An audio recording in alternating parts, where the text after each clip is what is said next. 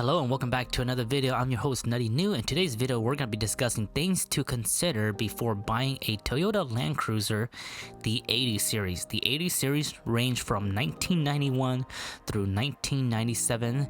This video does also include the Lexus 450, LX 450, which ran from 96 through 97, which is basically the same thing as the 80 series.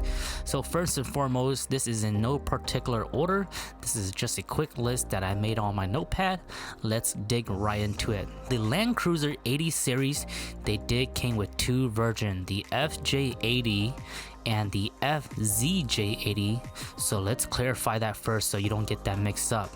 The FJ80 was made from 1991 through 1992 only.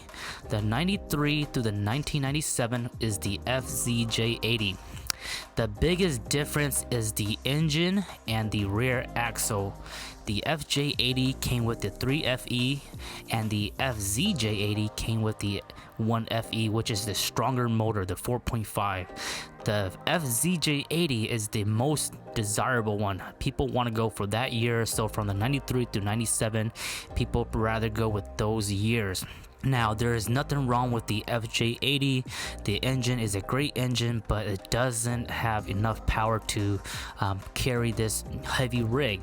And also, the next thing besides the engine is the rear axle. On the FZJ80, it came with full flow axle, which is much more stronger and easier to work on. So those are the two main things, the axles and the engine. And also on the FJ80, it did not come with any optional locker, the triple locker, and we'll talk about that once we get into the video. As you make your decision, just decide which one you want to go for.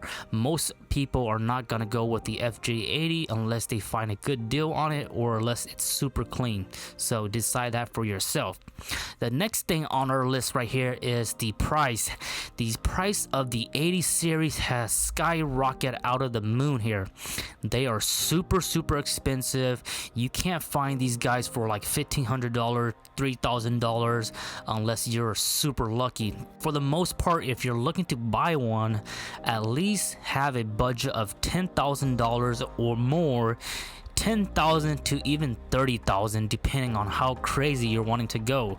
So the price of these Land Cruiser are super up there now. These Land Cruiser, the 80 series, are basically considered a collector's vehicle for the Toyota 4x4, you know, the 4x4 world. It's like the MK4 Super. I keep telling people that. So good luck on that.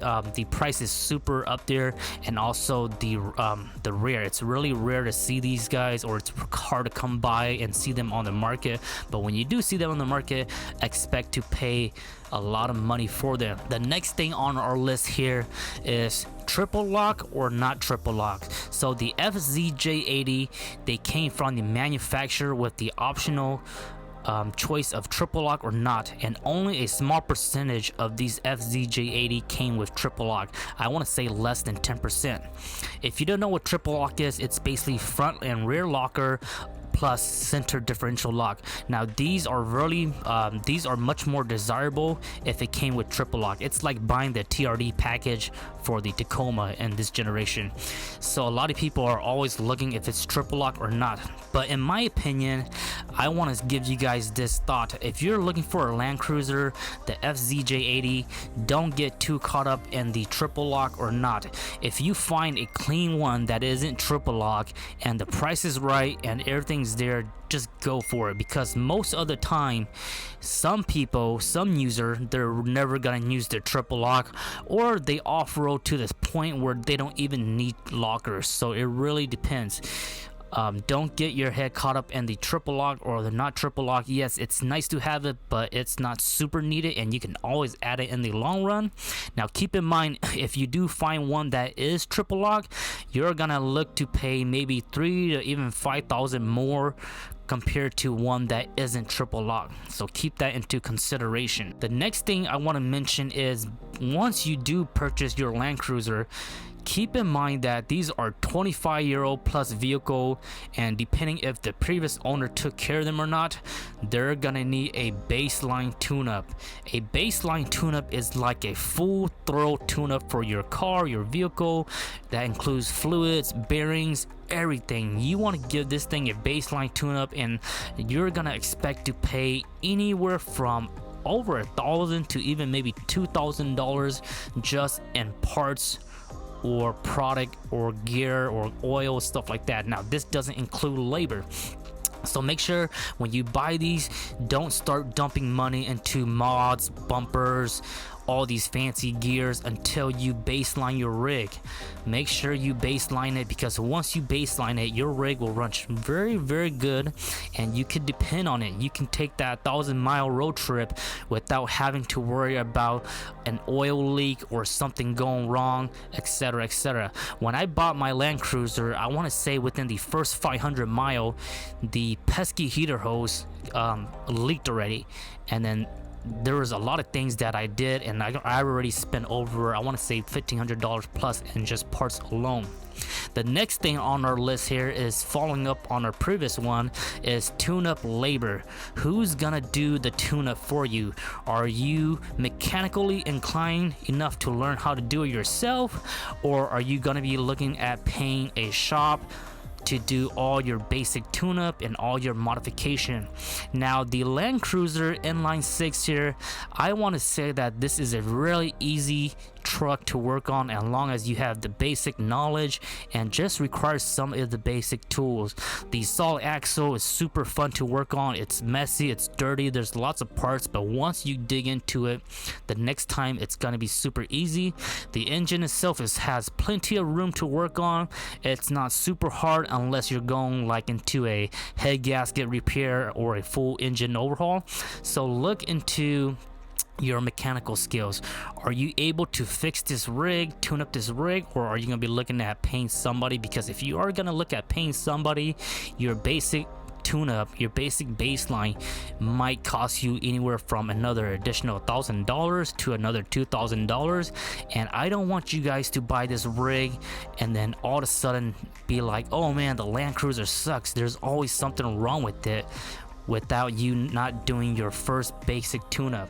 So make sure you figure that out. These Toyota trucks are super easy to work on, and they're super fun to work on, and once you do work on them, man, there's a great satisfaction once you work on your rig and you know what's been done to it. The next thing we have here on our list is parts. Finding replacement parts. For me in Alaska, it's super hard to find, and I have a feeling that even in downstate it might even be hard to find.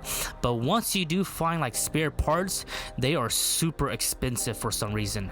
For example, on the Land Cruiser, like your tail lights, your headlights, your corner lights, your mirrors, your door switches, those are all things that I kind of needed for my Lexus LX 450, and when I was looking on eBay, they were going for like over $100 a piece.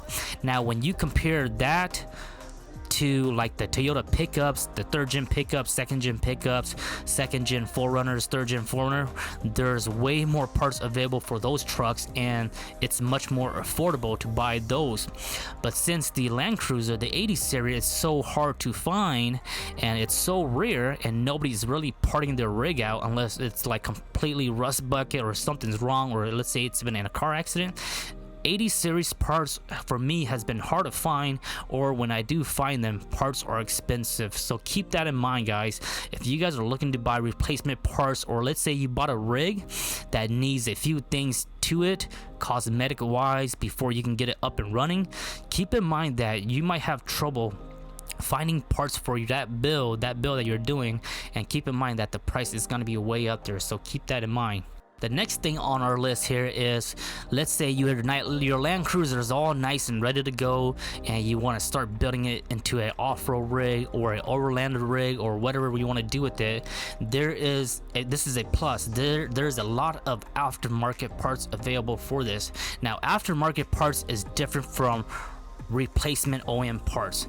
Aftermarket parts I'm referring to as like bumpers, rear bumpers, front bumpers, roof racks options.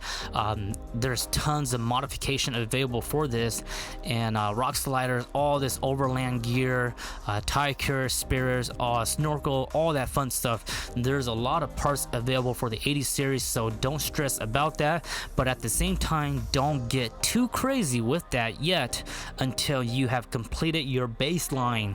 The next thing on our list is, yes, this is a very common question: can you fit 33-inch on the 80 series without lifting it? And the answer is yes.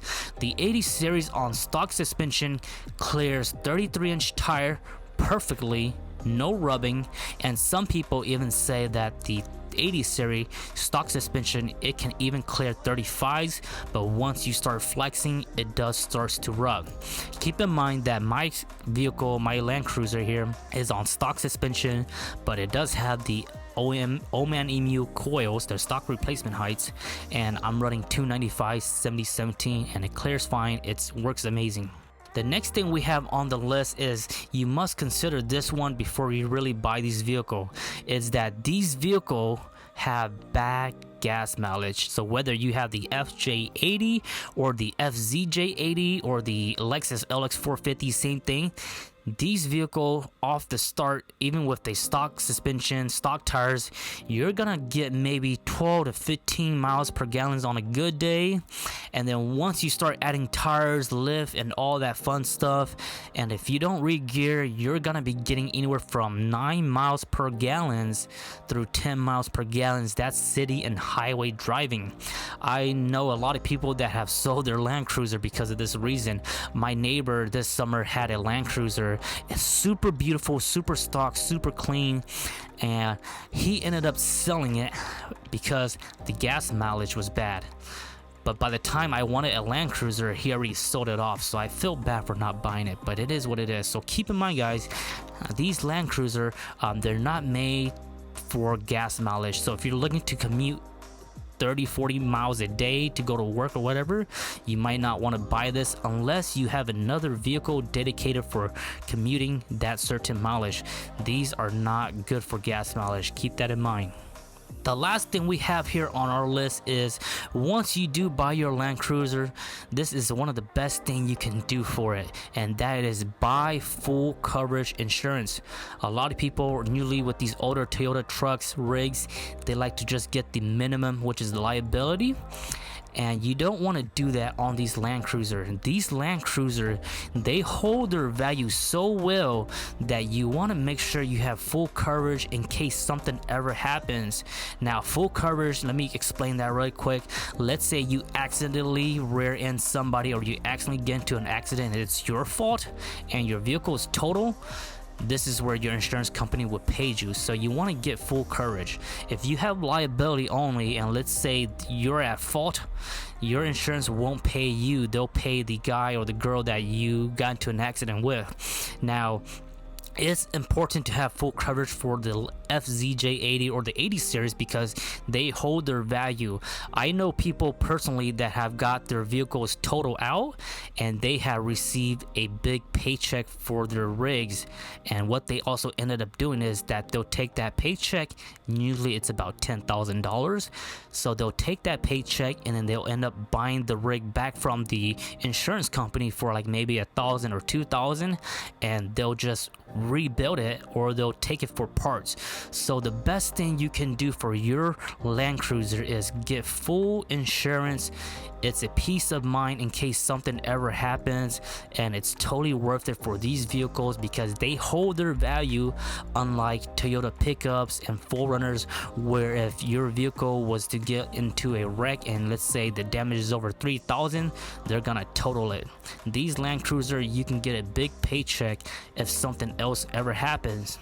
So this is what I have for you guys today, things to consider before buying a Toyota Land Cruiser. If you guys think I missed anything else on this list, let me know in the comment section below, and I'll see you guys next time. Bye bye.